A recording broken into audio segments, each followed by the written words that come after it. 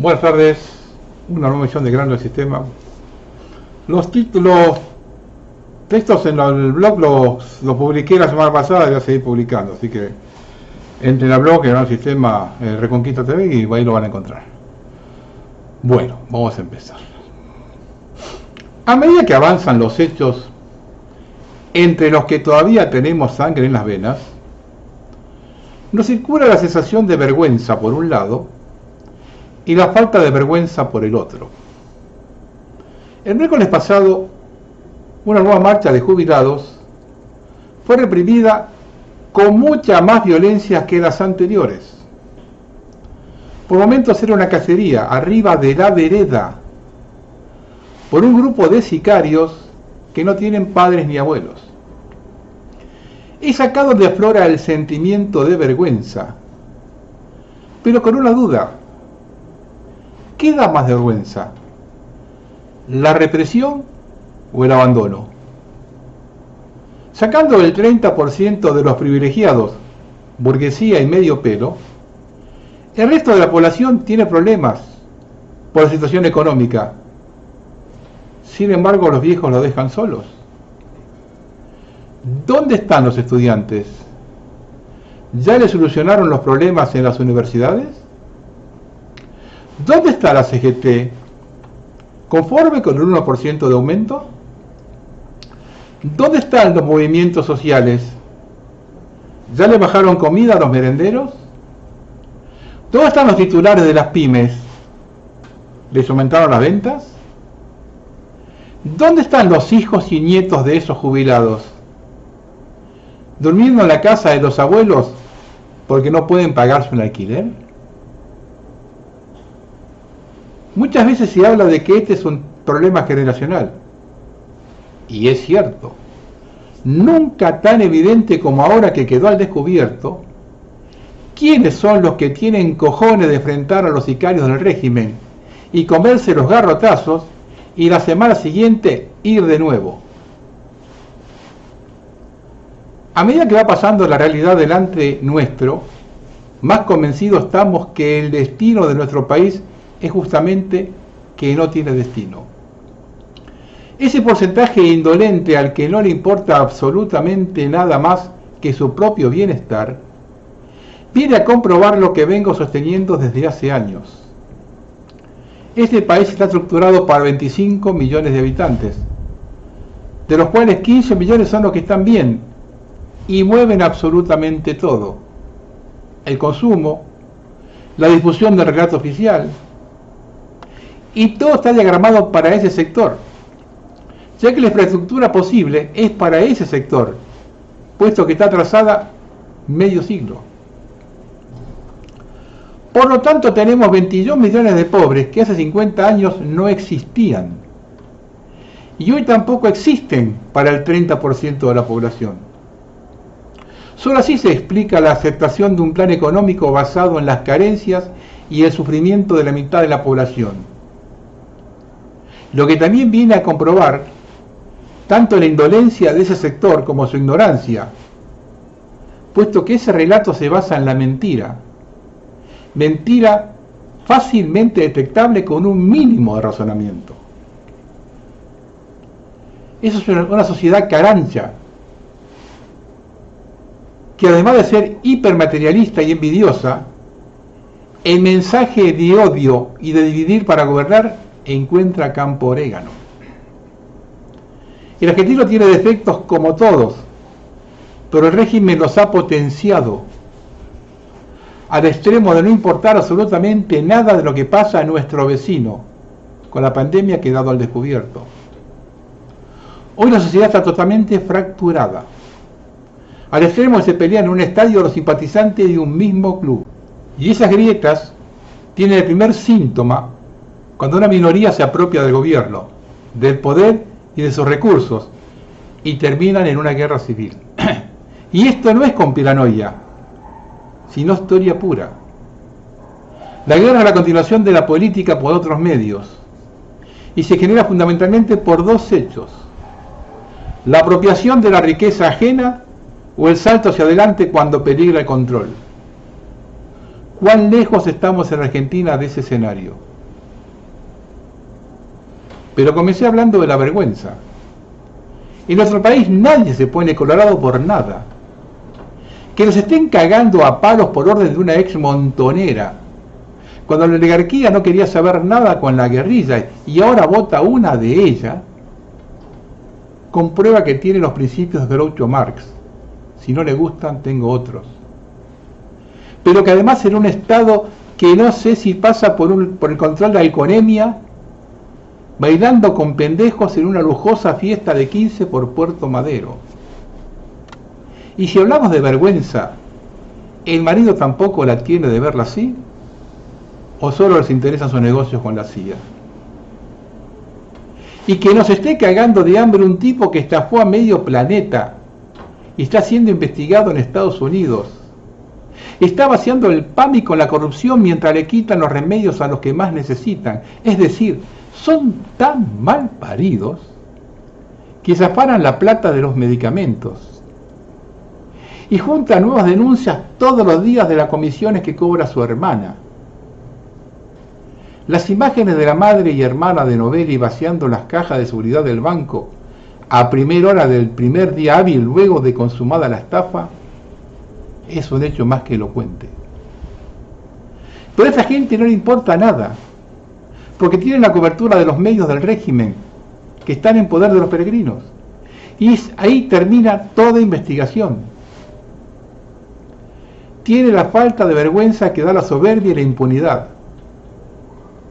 Adorni, en un corto mensaje electoral de pocos minutos, nombró 20 veces al kirchnerismo, haciéndolo responsable de todo lo que aconteció en el país y de arriar a la gente a los actos.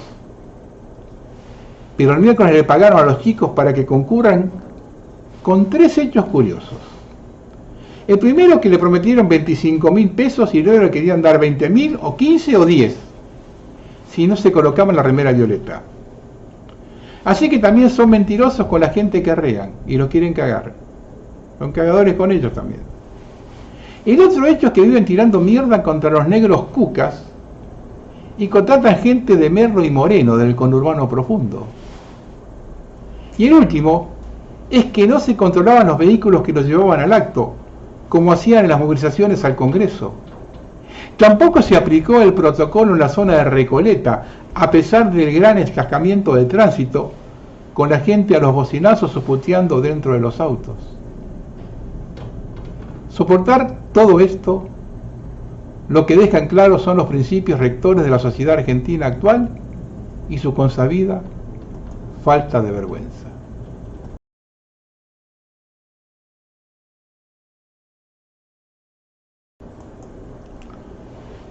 Un sistema diseñado para destruir naciones desde dentro. Crisis fabricadas, pandemias, inflación, guerras, fragmentación social, identitarismo radical, control financiero, las monedas digitales, crédito social, censura digital, inteligencia artificial vigilante, desmonetización. Objetivo final, poblaciones débiles, gobernantes todopoderosos. No es teoría conspirativa, es ingeniería social en tiempo real. Exfuncionaria de la ONU expone el próximo paso de la agenda globalista: restricciones draconianas, control digital absoluto y reingeniería social. El objetivo: una gobernanza mundial bajo el pretexto de paz y sostenibilidad.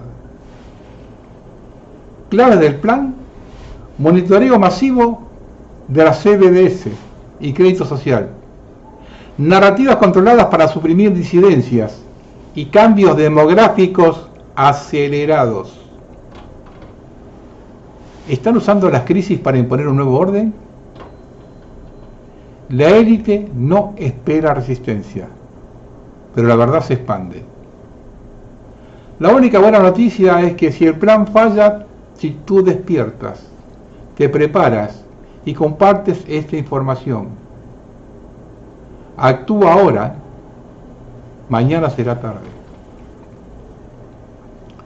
Si dejamos que eliminen el efectivo e impongan la moneda digital, te van a ir llevando poco a poco a que vivas en la cárcel que se ve en este próximo video que van a ver ahora.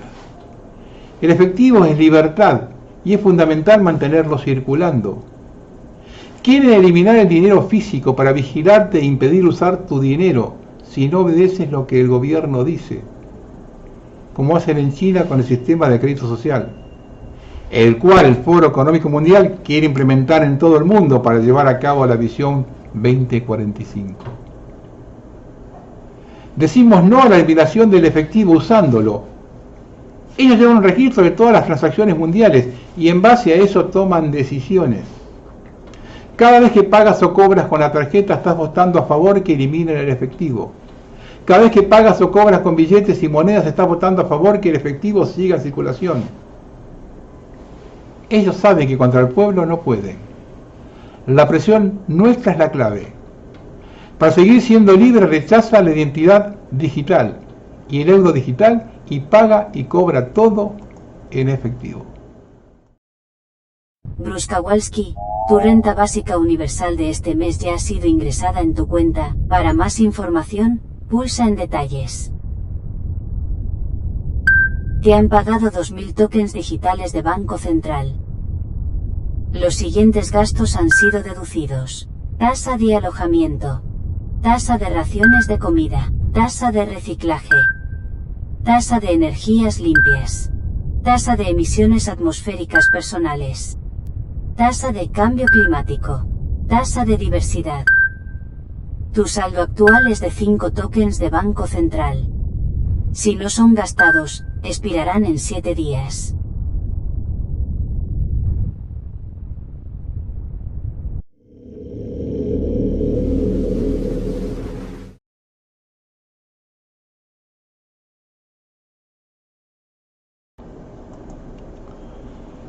Lo que estamos viendo no es solo político, no es solo cultural, es psicológico. Un cambio silencioso está en marcha y tiene un nombre: la matriz de inversión. Comienza la reversión. En este nuevo sistema el ciudadano nativo se convierte en el intruso, la mayoría se convierte en villano y la verdad se convierte en discurso de odio. Las mismas personas cuyos antepasados construyeron estas naciones, criaron las familias, trabajaron la tierra y pagaron impuestos, ahora se disculpan simplemente por existir. ¿Cómo sucedió esto? Comenzó con la ingeniería psicológica. Primero inyectar programación de culpa.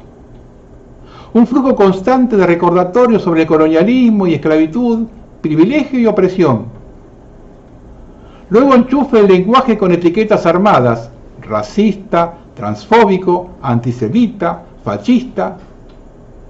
Cada uno diseñado para cerrar la conversación, para entrenarlo para autocensurarse y someterse.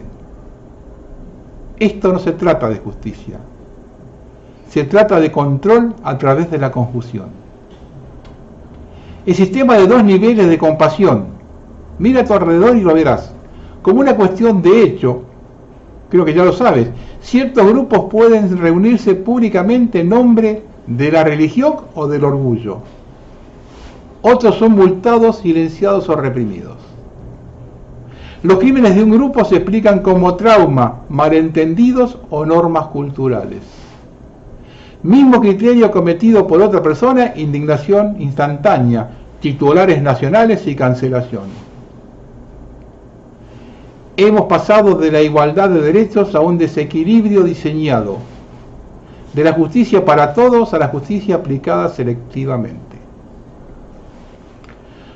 Todas las instituciones importantes del mundo occidental han sido tomadas por el mismo virus ideológico. Las escuelas ya no enseñan orgullo en la cultura, pero sí vergüenza en la historia. Nuestros próceres ahora son traidores a la patria. La justicia ahora investiga delitos graves de sentimientos, no delitos graves. Los medios de comunicación filtran la verdad a través de una lente ideológica donde los hechos son problemáticos y las narrativas son sagradas. E incluso a las iglesias y los templos ahora se inclinan ante eslóganes en lugar de escrituras. Esto se llama captura institucional y no es accidental en el juego largo de dividir. Desmoralizar y reemplazar. ¿Pero por qué?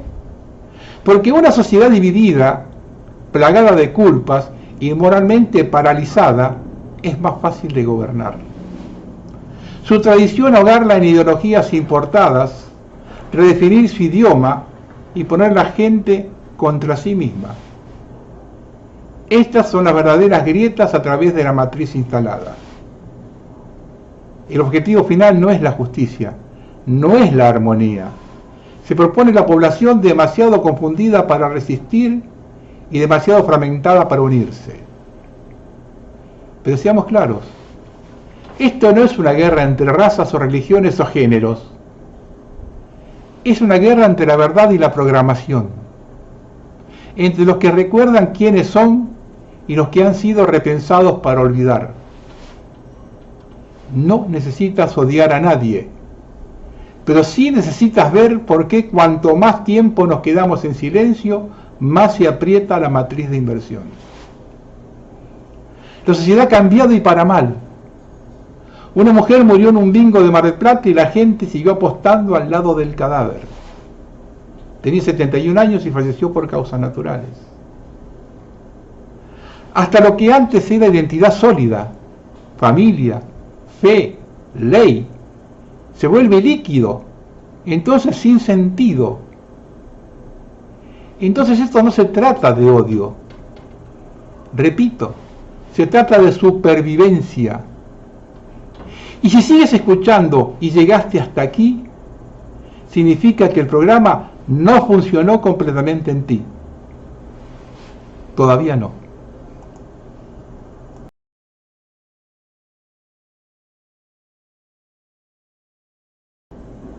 El plan Dimia ya es una realidad. Quitarán beneficios fiscales que garantizan la permanencia de argentinos en Tierra del Fuego. Se repite, como lo hizo Menem y luego Macri, el gobierno de Milei anunció que quitará aranceles a la importación extranjera en detrimento de la industria electrónica fueguina. La medida retraerá la producción, generará desempleo masivo y éxodo de su población hacia otras latitudes, erosionando una política de Estado de 53 años, a favor de los intereses británicos que decían una Argentina despoblada en el sur, acorde con el plan prohibido. ¿Lo entienden ahora? Cuando insisto que vienen por la tierra pero la quieren vaciar. Esa es una exigencia del acuerdo firmado con el Fondo Monetario. El crecimiento industrial de Tierra del Fuego fue el gran actor de una población que pasó de 50.000 habitantes en 1985 a 200.000 en 2025. ¿Saben lo que significa eso en zona de frontera? Un 60% de los celulares adquiridos en los argentinos se producen en la provincia austral. Y para el caso del aire acondicionado y televisores, la cifra se eleva al 98%. Para enero de 2026, cuando la aplicación de desgrabación se aplique en forma plena, 1/3 de la dotación laboral será afectada. A esto debemos sumar los bajos sueldos, que hacen que los profesionales se vayan de allí. Ya están faltando médicos. Quien se terroriza de la situación en Tierra del Fuego, está más claro que el objetivo es que se vaya la mayoría de la población. Ya tienen el reemplazo y no es argentino. Muchos ya están de vacaciones por allí. No hay ninguna casualidad, son hechos concretos. Los 3 gobiernos que firmaron acuerdos con Gran Bretaña a favor del colonialismo en Malvinas y el desmedro de los intereses soberanos de la Argentina son los que redujeron o eliminaron los beneficios industriales que garantizaron un poblamiento en la provincia de Tierra del Fuego, planteado como política de Estado desde 1972. Carlos Menem, a través de los tratados de Madrid 1 y 2 alcanzados en 1989 y 1990. Mauricio Macri mediante el pacto Forabori y Duncan, cuando lo agarraron lo pusieron en pedo a Forabori, ¿se acuerda? De 2016. Y Javier Milei con el acuerdo Mondino-Alami en 2024. Y ya están los traidores que se autodefinen gobernador de la Patagonia. Y no dicen nada de los soldados que pululan por todo el territorio. Y comienzan a dar indicios de los beneficios que les daría esa independencia. Pobres giles. Una vez que los usen para hacer el trabajo sucio, se los sacan del medio. A nadie le conviene tener en sus filas traidores. Si tienen alguna duda, observen dónde terminaron los traidores contra Rosa que estaban en Montevideo. Ni uno solo fue tenido en cuenta. Y esto hoy va de la mano de la base militar que quiere instalar Estados Unidos en Tierra del Fuego, y además de la base de submarinos nucleares, y que es un complemento del radar ya instalado en Torwin, por Inglaterra. En ese momento el país no tiene estado institucional. El desbarajuste es absoluto. Reina la anarquía y en el mientras tanto la población ignorante sigue de fiesta. Estamos ante la grave situación de la balcanización.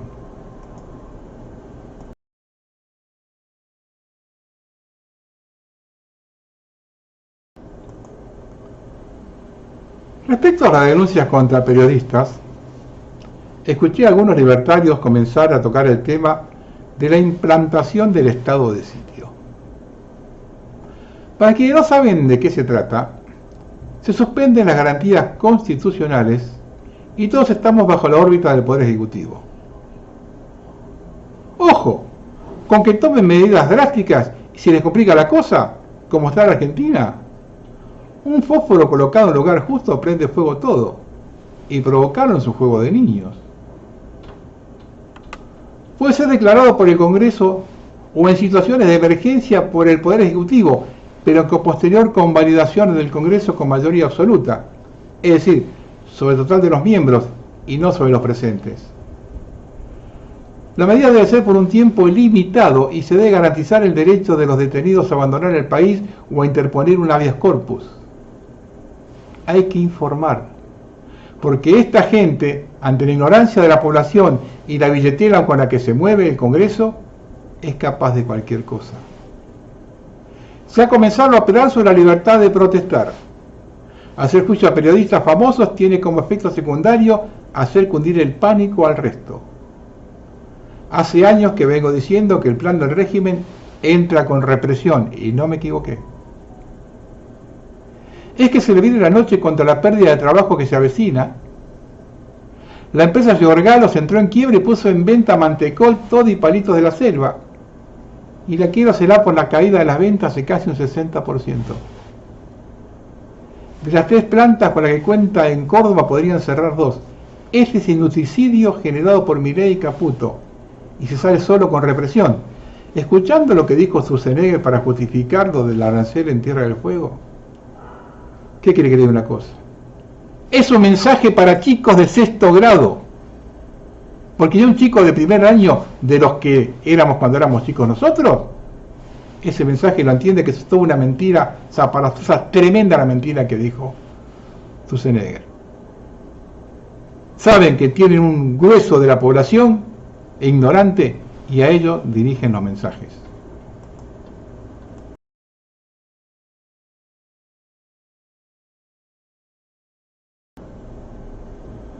De las elecciones no quiero hablar mucho porque son amañadas y dirigidas por el régimen. Prácticamente son una interna de la masonería. Solo para destacar que se nota un aumento en el voto negativo, abstención y blanco. Quiero ver si se sostiene en una elección nacional cuando se elige algo más que un concejal o diputado provincial. Y no veo en la oposición ningún dirigente visible que subordine sus intereses a los del país. Y en los sectores independientes, mucha cabeza de ratón y poca cola de león. Chiquitaje al por mayor. Mucha declamación, poca acción, mucho cacique y poco indio. Y todos cuidan su quintita. Lo junta la mediocridad. En síntesis, y para resumirlo, no veo en ningún lado vocación de grandeza.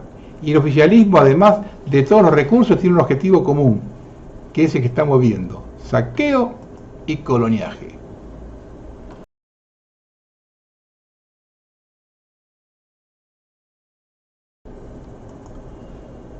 El mayor logro de Milei es darle entidad a la mentira. Sigue insistiendo con que la votación de ficha limpia fue un acuerdo entre Macri y Cristina para perjudicarlo a él, cuando el propio ministro de Hacienda de Misiones acaba de confirmar que fue un arreglo con el presidente y Rovira, el dueño de Misiones. Lo que sucede que donde se publica ese acuerdo no lo suelen ver las focas. De hecho, ya fueron denunciados penalmente. Un capítulo aparte es el calvario de Lopenato, llorando por los medios. ¿Esa es la candidata que hay que votar? En una en televisión gritaba a los cuatro vientos que la Argentina va a salir adelante cuando los que se robaron un PBI estén presos. Y lo decía con Macri a su lado. Pregunto, ¿esta mujer no sabe nada de lo que hizo Macri? ¿O está ciega con la grieta que no le permite ver nada? Tiene a su lado al corrupto más grande de la historia de Orina en bolsa. Y ahora es muy difícil hacerse la tonta. Permanentemente se menciona al actual ministro Capuzzo como que se fugó los 45.000 millones de dólares del crédito del fondo cuando Macri era presidente. O acá hay mucho cinismo, la grieta étnica lo subnubila o el diario de Irigoyen tiene mucha tirada. Es decir, Lopenato sigue el mismo relato del régimen. Los únicos que se robaron fueron los Kirchner. Todo el resto son carreritas descalzas y quienes denuncian conspiranoicos. En una buena actuación teatral, apoyada por los primeros planos, recitó lo que le pidieron que diga y ni una sola palabra de la estafa libra. Esta mujer como candidata es el fiel reflejo de la decadente clase política. Ya no hay mal menor. Es la misma tijera.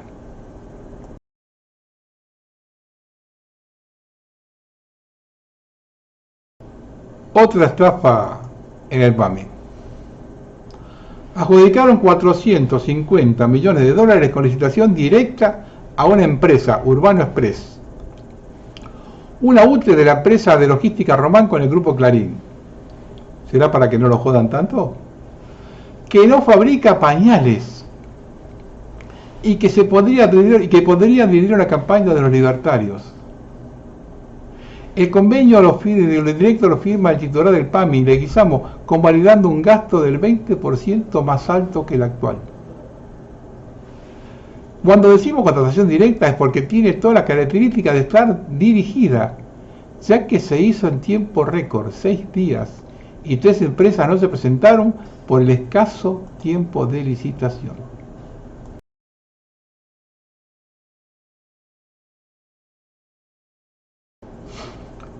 En un nuevo ciberataque a la Argentina, ponen a la venta registros personales de 50.000 miembros de las Fuerzas Armadas. Una nueva alerta de ciberseguridad encendió las alarmas sobre una posible filtración y comercialización de datos sensibles vinculados a personal militar argentino. Según el portal especializado Birmingham Cyber Arms, una amenaza activa, Trick Actor, estaría ofreciendo archivos que contienen información detallada de 50.000 efectivos de las Fuerzas Armadas. La base de datos presentada en formato PDF y difundida en foros de intercambio ilegal incluiría registros personales como número de DNI, fechas de nacimiento, lugar de servicio y domicilio tanto del personal como de sus familias. Además se reporta que los archivos filtrados contienen documentación adicional que agrava el nivel de exposición. Viajes realizados por motivo de servicio, antecedentes académicos, certificados de estudios y otros elementos que en conjunto configuran un panorama altamente sensible desde el punto de vista de la seguridad nacional. La información fue además publicada por el equipo de monitoreo Team Capivara, especializado en inteligencia de amenazas, y replicada por diversas fuentes dedicadas al seguimiento de incidentes de ciberseguridad con impacto estratégico. Aunque por el momento no hubo confirmación oficial por parte de organismos estatales, la supuesta filtración representa un riesgo directo para la integridad y privacidad del personal militar argentino. Este tipo de filtraciones, cada vez más frecuentes en entornos regionales, no solo comprometen la seguridad individual, sino que podrían ser utilizadas con fines de inteligencia por actores hostiles. La magnitud y detalle de los datos filtrados marcan un nuevo episodio preocupante en materia de ciberdefensa y protección de infraestructuras críticas. Desde el ámbito de la defensa y la seguridad nacional se espera una respuesta que evalúe el impacto, contenga la amenaza y refuerce los protocolos de resguardo de información sensible. Yo le digo honestamente, sabiendo en manos de quién está la seguridad, yo tengo cada vez menos dudas.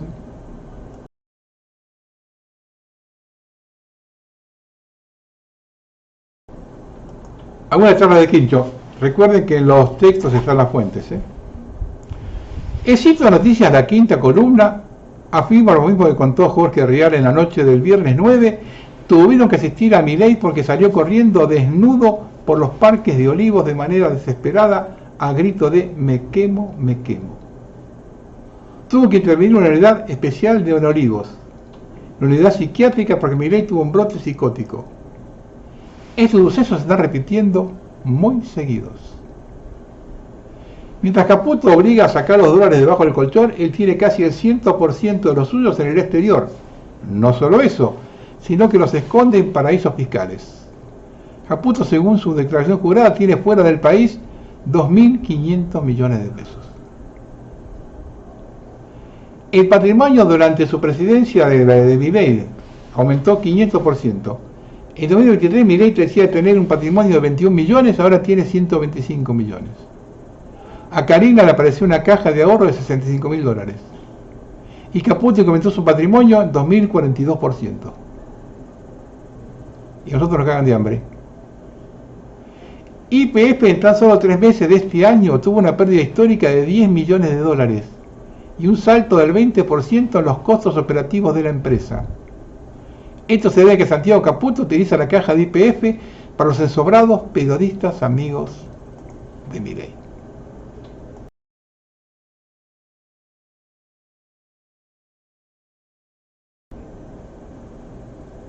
Siguen los apagones. Caos total en Reino Unido. Evacuaciones en el metro de Londres tras corte eléctrico. El metro de Londres ha experimentado un caos generalizado este lunes a causa de un corte eléctrico que ha afectado a la capital británica, según medios locales. Varias estaciones han tenido que ser evacuadas y el servicio en distintas líneas se ha visto totalmente interrumpido, mientras que otras operan con fuertes retrasos o interrupciones parciales. Acá se están haciendo pruebas en todos lados.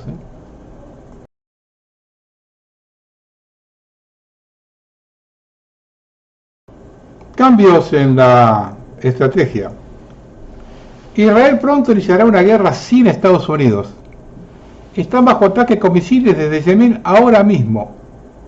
A Trump le da igual, está negociando con musulmanes.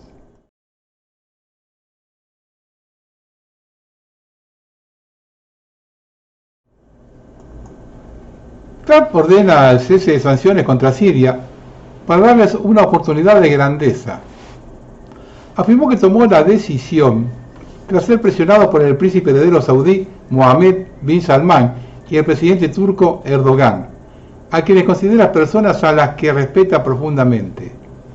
Trump hizo el anuncio durante un discurso en la conferencia de inversores en Riad el primer día de su viaje a Oriente Medio. Toda la élite tecnológica acompaña a Trump al foro de inversión saudí.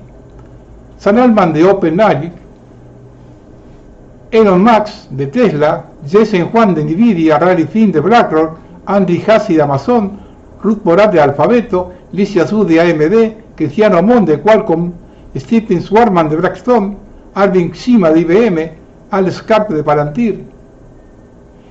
¿Qué negocios están haciendo? 600.000 millones de dólares en inversiones entre Estados Unidos y Arabia Saudita. 142.000 millones en contratos militares norteamericanos, lo que convierte en el mayor acuerdo de armas de la historia. Más de 80.000 millones en inversiones tecnológicas conjuntas en inteligencia artificial.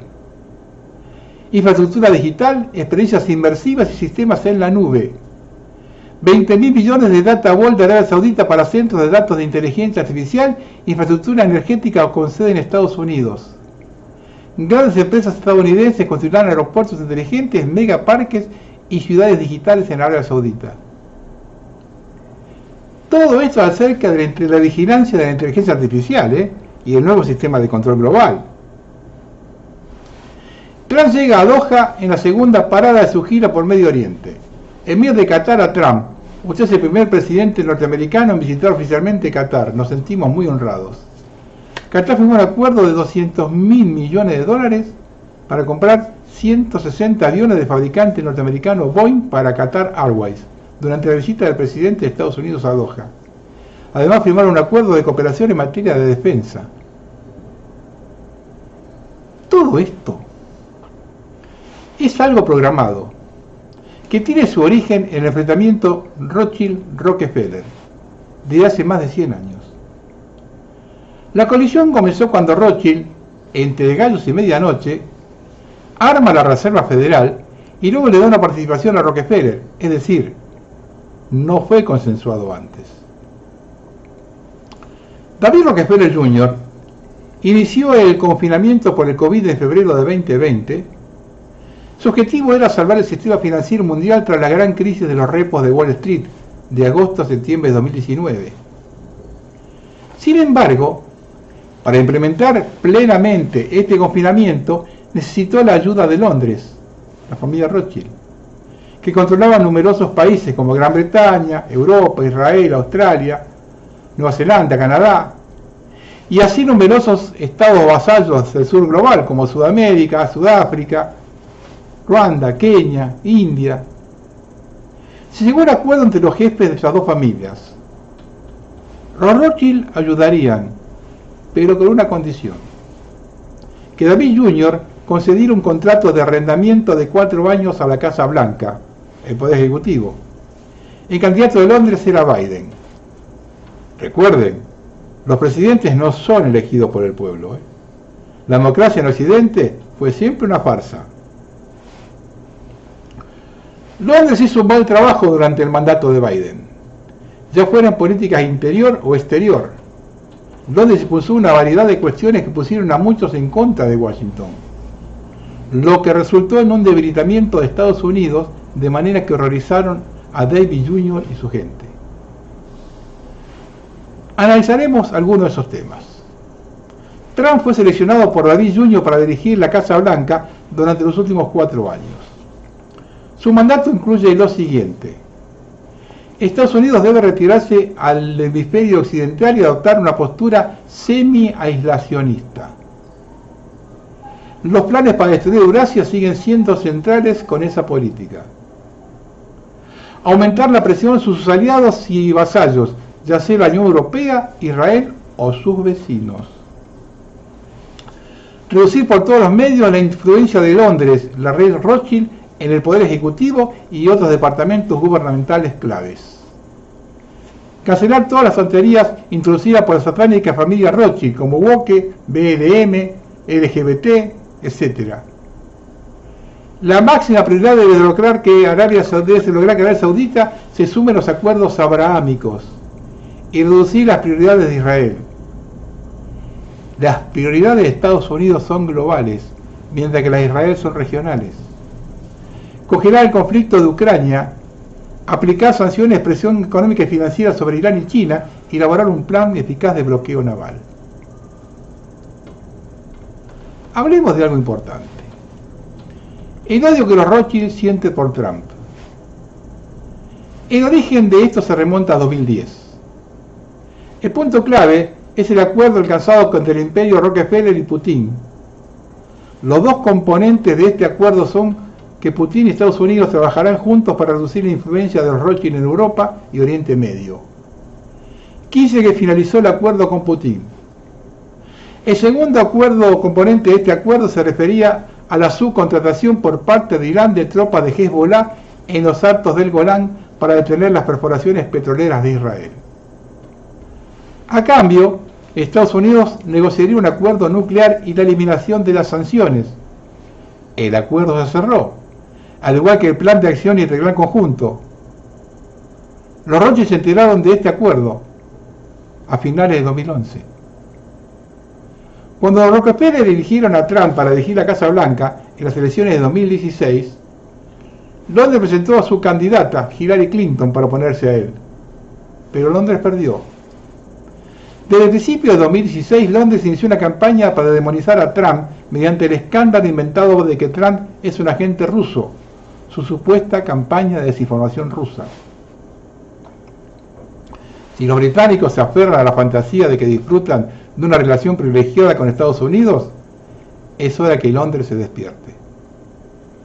Trump sabe que los agentes y agentes de inteligencia británicos desempeñaron un papel clave y entusiasta en el intento de destruir su campaña presidencial en 2016 y probablemente exigirán responsabilidades al Reino Unido. El Russiagate fue una operación de inteligencia exhaustiva y compleja que involucró a los 3 estados vasallos de Rothschild, el Reino Unido, Australia e Israel. 4 años después, Keir Starmer ataca a Trump enviando 100 voluntarios a Estados Unidos en julio de 2024 para hacer campaña por Kamala Harris. Esta intromisión extranjera supera cualquier acusación rusa de 2016. Fracasó estrepitosamente. En resumen, Trump no ha olvidado cómo estas agencias de inteligencia extranjeras intentaron destruirlo, y probablemente no le dé mucha importancia a buscar una mayor colaboración con ellos en el futuro. Hay algunos tipos muy nerviosos en el MI6 inglés, esperando a ver qué hace Trump. No se trata de buscar venganza, se trata de rendir cuentas. El recuerdo de la intromisión británica jugó un papel importante en el duro mensaje que Vance transmitió al Consejo de Seguridad de Múnich. Trump y su jefe, David Rockefeller, desconfían de los británicos y con razón. Luego llegó el COVID-19 y con el acuerdo alcanzado entre las dos familias, el candidato de Londres estaría en la Casa Blanca. Con la desastrosa gestión de los asuntos internos y externos, David Rockefeller esperó el momento oportuno y le colocó a Trump en la Casa Blanca. Ahora es hora de la venganza. Y se ve brutal para el imperio Rothschild y sus posturas en diversos temas. La gestión de Estados Unidos por parte de los Rothschild en estos últimos 4 años ha dejado al país en un estado disfuncional en su economía, su clase política y mediática y su sociedad. Otro punto de discordia entre Londres y Nueva York es que Londres ha prometido desbaratar todas las nominaciones de Trump. Con su control del Congreso y del Senado, seguía sin funcionar. ¿Por qué? Porque al fin y al cabo cualquier político sabe perfectamente que la CIA representa una amenaza mayor para su vida y su trabajo que lo mejor que Londres pueda desplegar. Fíjese en el caso de Tulsi Gabbard. Fue nominada asesora de seguridad nacional de Trump, uno de los puestos más importantes, siempre ocupado por hombres de Rockefeller, y ganó las elecciones, las votaciones por 52-48. Pues le tienen más miedo a la CIA que a los ingleses. Incluso después de todas las mentiras, difamaciones y presiones ejercidas sobre Tulsi Gabbard, Nueva York ganó. Esto demuestra una vez más mi punto. Nueva York es el rey indiscutible de Estados Unidos. No olviden que el lema de la familia Rockefeller es la competencia es pecado. Existe una rivalidad entre los Rothschild franceses y los Rockefeller. Las empresas y bancos europeos están bajo la órbita de la rama francesa. Crearon el euro para competir con el dólar. Indujeron a Saddam Hussein a vender su petróleo en euros en lugar de dólares, sabiendo perfectamente que eso atraería a Estados Unidos para cambiar esa situación invadiendo Irak en 2003. La insurgencia iraquí debilitó el ejército norteamericano, algo que los Rockefeller nunca perdonaron a la rama francesa. Por lo tanto, Nueva York está decidida a destruir las diversas propiedades y bancos de los Rothschild y a retirar sus empresas claves de Europa hacia Estados Unidos. La gran crisis financiera del 2008 fue parte de esta maniobra del imperio Rockefeller, destinada a debilitar el sistema bancario de la Unión Europea y también a socavar el control de los Rothschild sobre las finanzas europeas y su influencia política. Lo que más temen los Rothschild es que la capacidad de Europa para apoyar el proyecto sionista disminuya considerablemente. Y su segundo temor es que Europa se haya visto debilitada por una desmilitarización masiva debido a los conflictos de Ucrania y Gaza, que Rusia imponga las condiciones de rendición a Ucrania y que Rusia emerja mucho más fuerte que antes en todos los aspectos. El odio de los Rothschild hacia Rusia se remonta a 1880 e incluso antes, a los siglos 9 a 12. Esto ocurrió durante las incursiones vikingas en el sur de Rusia a través del río Volga. Los judíos házaros, recientemente convertidos, lucharon contra estos vikingos, a quienes llamaban Rus. Estos vikingos, o Rus, se asentaron y se convirtieron en una mezcla integral de la nación eslava. Los descendientes de los Rus, los remeros, pasaron a ser conocidos como rusos o hijos de los remeros. Como resultado, los judíos sionistas sienten un gran odio por los eslavos. Esta es también una de las razones por las que disfrutan viendo el espectáculo de eslavos matándose entre sí en el conflicto de Ucrania. Los Rothschild han utilizado la estafa del cambio climático para reducir la producción energética en favor de los coches eléctricos, etc. Este concepto no ha funcionado, ya que la realidad de alejarse de la energía ha afectado negativamente a las economías occidentales y a su sistema financiero. Así, los Rockefeller lograron que Trump retirara a Estados Unidos de los protocolos del Acuerdo de París.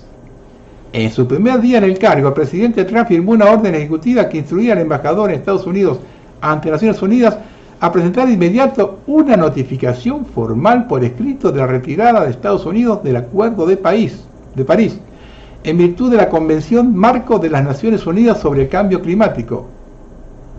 Bloomberg Philanthropies, una organización de los Rothschild y otras entidades norteamericanas de financiación climática en la órbita de los Rothschild, cubrirán las obligaciones de financiación e informes de Estados Unidos ante la ONU, después de que Trump, el primer día, decidiera retirar a Estados Unidos del Acuerdo de París, una vez más. Sea cual sea la intervención de los Rothschild, se ha convertido en un desastre, especialmente en las últimas 2 décadas. Estos son algunos de los problemas que Nueva York está trabajando para solucionar a su favor.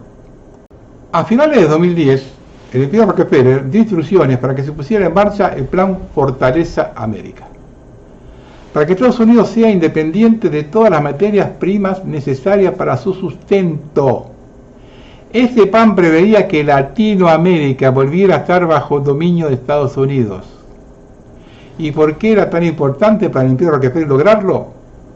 Porque una vez más su plan implicaba destruir Eurasia, como ocurrió en la Segunda Guerra Mundial, cuando Eurasia quedó reducida a cenizas. Varias potencias eurásicas se habían fortalecido económicamente después del año 2000, principalmente Rusia y China. El objetivo de estas 2 naciones era formar una red de alianzas con otras naciones euroasiáticas para contrastar el dominio estadounidense en Eurasia.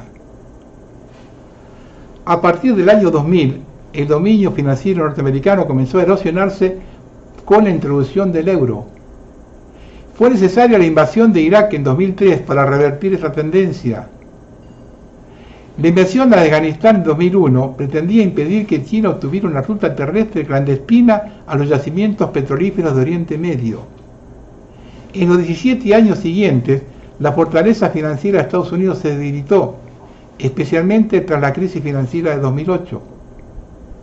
La deuda pública estadounidense se disparó de $1 billón a principios del 2000 a 36 billones a finales de 2024. Washington comenzó a emplear diversas formas de guerra, principalmente económicas, financieras, revoluciones de colores, golpe de Estado y terrorismo, para frenar la caída del dólar como moneda dominante mundial. Si no se tomaba una medida drástica, la caída de Estados Unidos hacia la irrelevancia sería inevitable. Sus principales rivales económicos son Europa y Asia Oriental, principalmente China y Japón.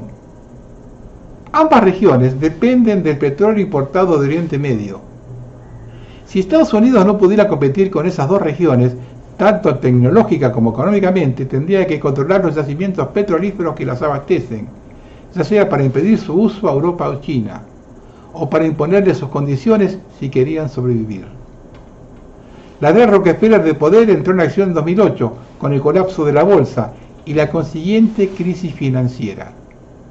y el objetivo era el de este desplome era Europa y China, Rusia, Irán y los fondos soberanos de los exportadores de petróleo árabes. Washington continuó con la primavera árabe de 2010. Después vino la revolución del esquisto en Estados Unidos, cuando la fracturación hidráulica con tecnología más avanzada comenzó a generar una mayor producción de petróleo. Los Rockefeller esperan a cero importaciones en los próximos años y la capacidad de oleoductos y puertos que se están construyendo a un ritmo acelerado. El peligro para el mundo surgirá cuando Estados Unidos alcance una verdadera independencia energética. Es en ese momento que Estados Unidos pretende destruir Oriente Medio. Obviamente esto no puede suceder de la noche a la mañana. Por eso Estados Unidos está incrementando las tensiones en la región al señalar a Irán como su principal enemigo. Mientras tanto, junto con el aumento de la producción petrolera norteamericana, los riesgos geopolíticos en Oriente Medio aumentan.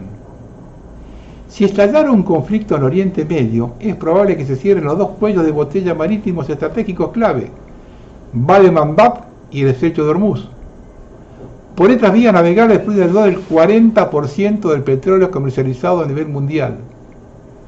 Ante una escasez tan grande, los precios se dispararán y se desatará una lucha entre los países importadores de petróleo para asegurar el suministro a cualquier precio.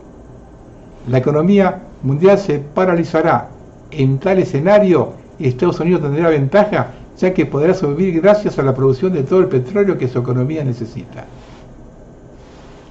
En el próximo programa vamos a ver el destino de América Latina en todo este juego. Se van viendo cómo funciona el mundo completamente diferente de como dicen los medios del régimen.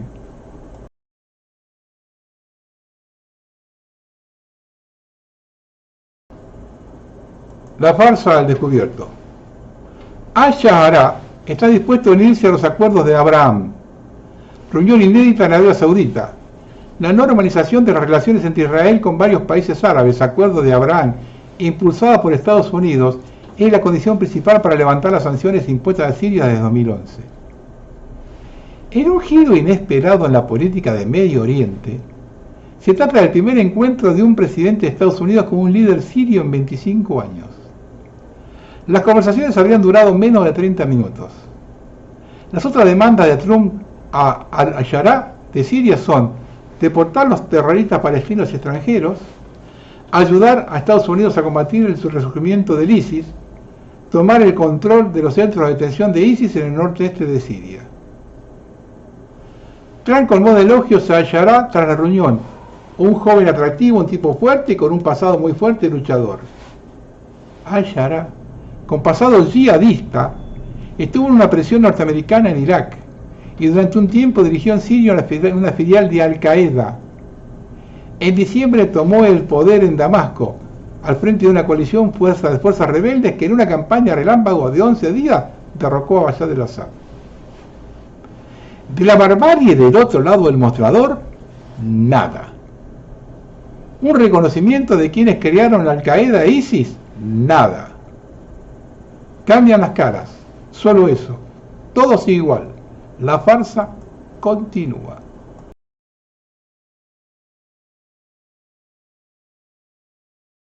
Una cosa cortita del robo de Groenlandia. ¿Se acuerdan? Teníamos nuestra teoría sobre el apagón del 28 de abril en la península ibérica. Y ahora resulta que vemos esta noticia. A las agencias de espionaje de Estados Unidos se les pide que reúnan inteligencia sobre Groenlandia. No es un secreto que las compañías tecnológicas se frotan las manos para hacerse con Groenlandia por sus tierras raras. El mismísimo Peter Thiel de Palantir ha tratado de comprar la isla. ¿Por qué Canarias estuvo incomunicada a pesar de tener luz? La torre de telefonía móvil tiene baterías de hasta 10 horas. Ya no digamos un satélite con tecnología avanzada, como es el que está en la isla de Gran Canaria de Las Palmas, concretamente en Maspalomas, que conecta la zona más remota de Groenlandia con 6 estaciones. España simuló un apagón para desconectar a Groenlandia haciendo un favor a Trump. Imagino que meter un bicho informático para espiar sería mucho más fácil durante el corte.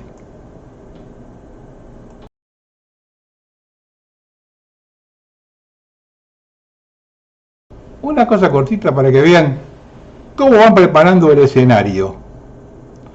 La Fuerza de Defensa de Guyana informó que sus tropas, mientras patrullaban el río Cuyuní, en la frontera con Venezuela, fueron atacadas 3 veces en un lapso de 24 horas por hombres armados vestidos de civil del lado venezolano del río. No se registraron heridos durante los incidentes. Ya están armando el escenario para la primavera latina que anuncié hace varios años.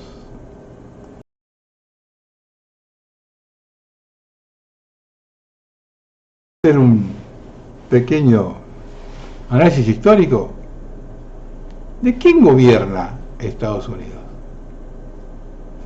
Donald Trump se ha propuesto derrotar a lo que él llama el establishment corrupto y erradicar el Estado profundo.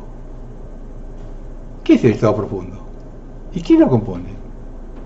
En otras palabras, ¿quién gobierna Estados Unidos? Esta pregunta solo puede responderse conociendo quién ha formado el establishment político desde la fundación del Estado norteamericano. ¿Qué y quién es el Estado profundo? El término Estado profundo es un término político de moda que se utiliza para describir las estructuras de poder ilegales dentro de un Estado. Un poder oculto que está realizando sus propios objetivos sin el control del Poder Judicial. En relación con el término Estado profundo, a menudo se habla de sociedades secretas, de cerebros invisibles o de un gobierno en la sombra que opera de forma encubierta desde un segundo plano, sin el conocimiento de la población y por lo tanto también sin control. ¿Existe tal gobierno en la sombra en Estados Unidos? ¿Hay un Estado profundo en Estados Unidos?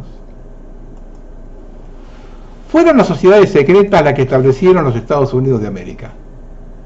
La fundación del Estado estadounidense estuvo precedida por la Revolución Americana. Las figuras centrales de este levantamiento fueron los masones Samuel Adams y John Hancock, así como Paul Revere, gran maestro de la logia masónica de Massachusetts. El 4 de julio de 1776, los delegados de las 13 colonias adoptaron finalmente la Declaración de Independencia de los Estados Unidos y fundaron así los Estados Unidos.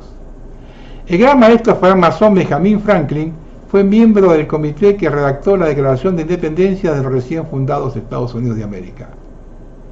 El comité encargó el primer borrador al francmasón Thomas Jefferson. De los 56 firmantes de Declaración de Independencia, 53 eran masones. Cuando la Constitución de los Estados Unidos fue finalmente adoptada en 1787, 19 de los 39 firmantes eran masones. El primer presidente de Estados Unidos, George Washington, también era masón. Incluso fue maestro de la cátedra de la logia Alejandría durante su mandato. En su toma de posesión prestó juramento sobre la Biblia masónica de la logia St. John's de Nueva York. En 1791, el masón Pierre Charles L'Enfant recibió el encargo de planificar la nueva capital federal de Washington. Su diseño urbanístico estaba impregnado de simbolismos masónicos y se realizó meticulosamente a lo largo de las décadas siguientes. La medida angular del círculo, el ojo que todo lo ve y el pentagrama, una estrella de 5 puntas con la punta hacia abajo, y como es habitual en el satanismo, es reconocible para el ojo entrenado. Será difícil definir más claramente que en este plano de la ciudad qué espíritu gobierna en Washington y quién forma el Estado profundo que gobierna realmente los Estados Unidos detrás de la fachada presidencial. El 18 de septiembre de 1793 se colocó la primera piedra del Capitolio de Washington, según un rito masónico. George Washington llevaba su delantal de albañil. El Capitolio fue descrito por el que más tarde sería presidente de Estados Unidos y masón, Thomas Jefferson, como primer templo dedicado a la soberanía del pueblo. La construcción del monumento a Washington en las inmediaciones de la Casa Blanca comenzó en 1848. La primera piedra de este obelisco monumental fue donada por una logia masónica. El obelisco es un símbolo importante de la masonería. Se encuentra a los pies del monumento a Washington. El billete de $1 también dice claramente que constituye el Estado profundo en Estados Unidos. En el reverso del billete aparece el ojo de la providencia sobre una pirámide incompleta. De hecho, el llamado ojo de la providencia sigue siendo hoy un simbolismo central en las logias masónicas. En 1935, por cierto, la pirámide señaló el billete de $1 bajo la presidencia de Franklin Roosevelt, un miembro muy activo en la masonería, y recibió a numerosas delegaciones masónicas en la Casa Blanca durante sus años presidenciales. El número romano que aparece en el escalón inferior de la pirámide inacabada del billete representa el año 1776. Sin embargo, no hace honor al año de la creación de la independencia de Estados Unidos, sino a la fundación de la orden masónica Illuminati por Alan Weishaupt en Ingolstadt en 1776. El símbolo de la sociedad secreta es el búho de Minerva, y curiosamente un pequeño búho blanco asoma por detrás del número 1 en la esquina derecha del anverso del billete. En ningún lugar se extendieron las sociedades secretas masónicas tan rápidamente como en Estados Unidos. En el primer cuarto del siglo, tras la muerte de Washington, el número de miembros pasó de 25.000 a 80.000. Era el 10% de los hombres blancos adultos de la época. 100 años después, en 1930, ya había 16.515 logias en Estados Unidos. El George Washington Masonic National Memorial de Virginia se terminó en esa época. Es un templo masónico monumental y un hito de la masonería estadounidense que puede verse desde lejos. Hoy en día hay alrededor de 2 millones de ciudadanos norteamericanos que son miembros de logias masónicas secretas.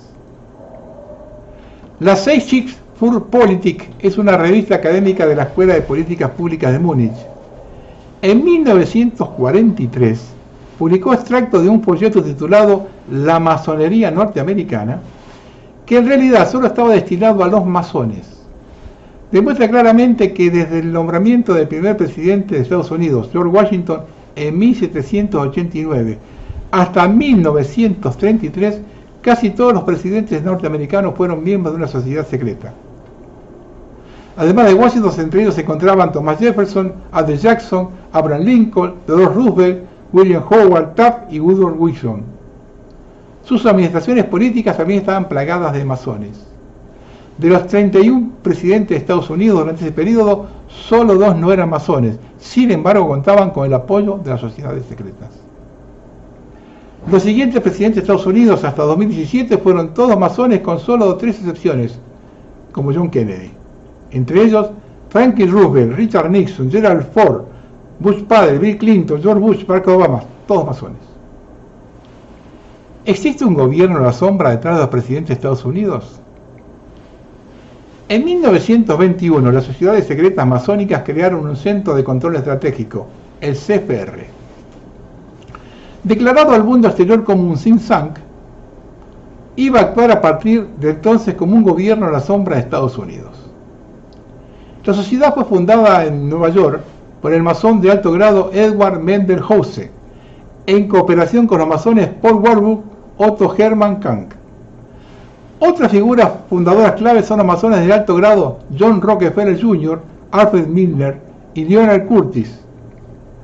El escritor Walter Lippmann también desempeñó un papel clave en la construcción. Se alió con el masón John Rockefeller Jr. El primer presidente del CFR, John W. Davis, trabajaba para la familia Rockefeller y también era masón. El dinero para la fundación del CFR provino de las altas finanzas masónicas de los masones J.P. Morgan, John Rockefeller, Bernard Baruch, Paul Warburg y Jacob Schiff.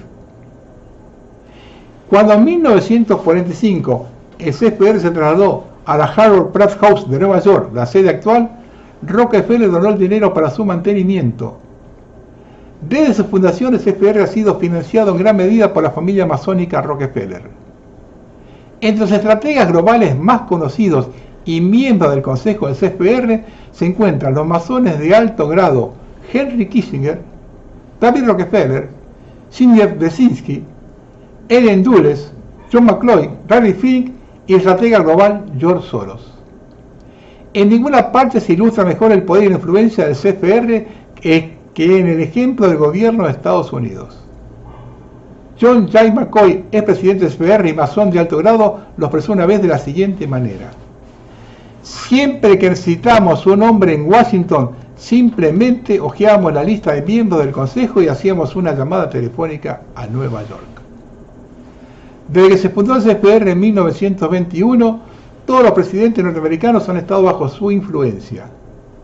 Para el CPR sigue siendo indiferente que pertenezca a los demócratas o a los republicanos. Desde su fundación, el CPR también ha actuado como asesor de numerosos presidentes norteamericanos. Y aquí algunos ejemplos de cómo los estrategas del CPR influyen en los presidentes norteamericanos. Henry Kissinger, estratega del CPR con Jimmy Carter, George Walker Bush y Barack Obama. David Rockefeller, estratega del CPR con George Walker Bush y Ronald Reagan. Brzezinski, estratega del CPR, asesor de seguridad de Jimmy Carter y consejero Lyndon Johnson. Robert Rubin, estratega del CPR con financiero de Bill Clinton y Barack Obama. Para establecer este gobierno masónico en la sombra más allá de la frontera de Estados Unidos, el grupo Bilderberg, la Comisión Trilateral y el Consejo Europeo de Relaciones Exteriores fueron fundados a partir del CPR. La corresponsabilidad y la coproliferación son definitivamente parte de la mayor solución actual cuando se trata de liberar a los Estados Unidos y a todas las naciones del mundo del funcionamiento de este Estado profundo. Con esto basta de hacer política, sabemos quiénes están y cuál es su plan y quiénes son los que manejan el mundo. Ya, con esto, que ninguno tenga más dudas.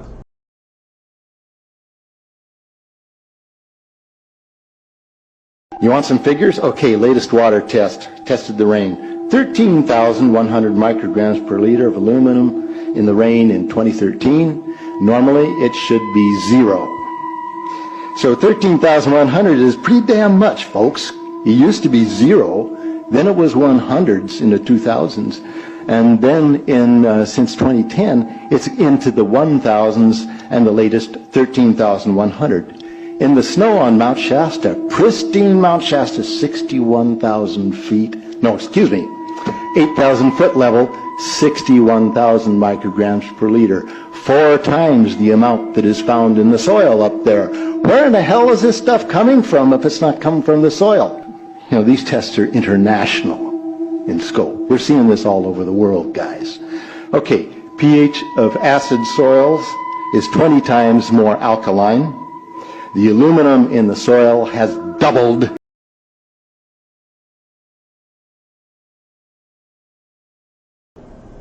Y ahora escuche cómo hicieron caer a Siria. Y vayan escuchando, porque nosotros estamos en la mira también, Informe de inteligencia china sobre la destitución del presidente sirio Bashar al-Assad y el desmantelamiento de Siria por los terroristas.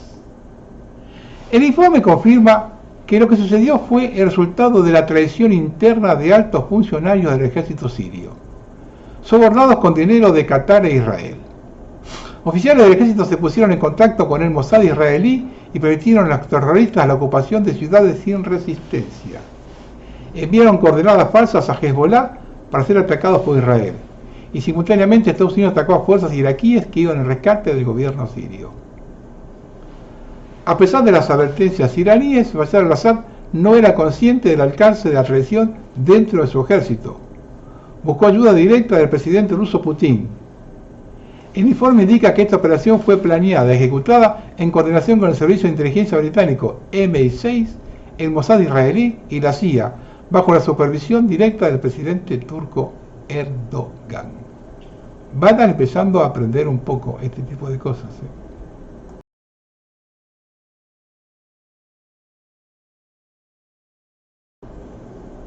Francia, nación de hipócritas sangrientos y falsos profetas de la moral.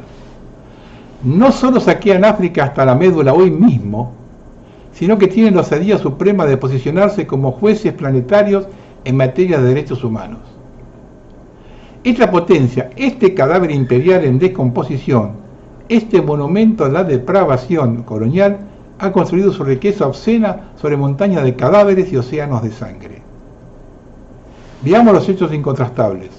En Argelia masacraron a más de 1 millón de personas buscando libertad. En Vietnam arrasaron poblaciones enteras con napalm. En Madagascar exterminaron a 100.000 malgaches por atreverse a pedir independencia. Y esta es solo la punta del iceberg sangriento que marca su paso depredador por la historia. ¿Y quién olvidará su revolución?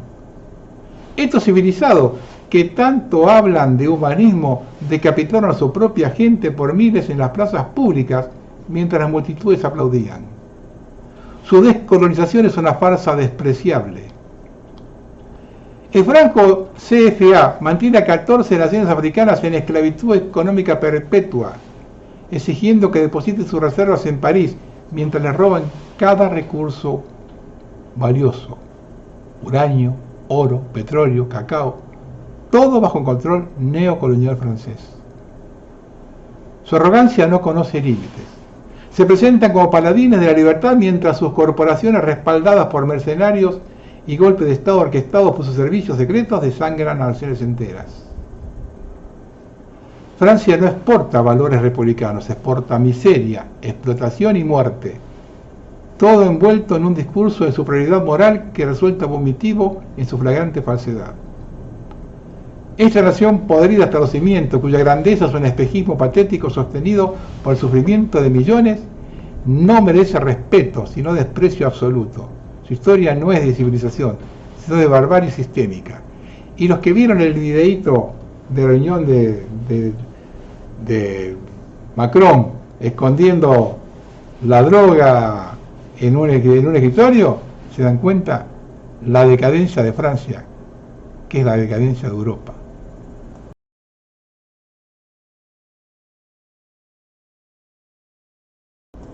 Vamos a terminar. Estoy grabando el sábado en medio de la tormenta, por lo tanto no podemos hablar si fue provocada y sus consecuencias. A simple vista es una catástrofe que no sé cómo se va a salir con un gobierno como el que tenemos. Me recuerda a la de 1980, cuando quedó media provincia de Buenos Aires bajo el agua. Gobernamos los militares y se notó su asistencia. Un índice más para comparar a Milei. Mientras no se hagan las obras necesarias para prevenir las inundaciones, es absurdo seguir hablando del tema. Y por la envergadura de las mismas solo puede llevarse adelante es el gobierno nacional. El cálculo estimado para terminar con las inundaciones es de 70.000 millones de dólares. Ninguna provincia puede hacerlo, solo la nación. Y lo que están aprovechando para echarle la culpa a Kicillof, le digo dos cosas, y yo no defiendo a Kicillof, ¿Qué obras hizo Vidal? Y la cifra es que esos 70.000 millones son lo que se patinó Caputo del Fondo Monetario con Macri y Milei. Así que basta de tomarnos de boludos. Cambiamos de tema. Quisiera que alguien me responda una pregunta. Los Boers holandeses han hecho cagadas en Sudáfrica, no hay dudas. Pero observen esto. Toda esta fila de cruces son cristianos asesinados en Sudáfrica.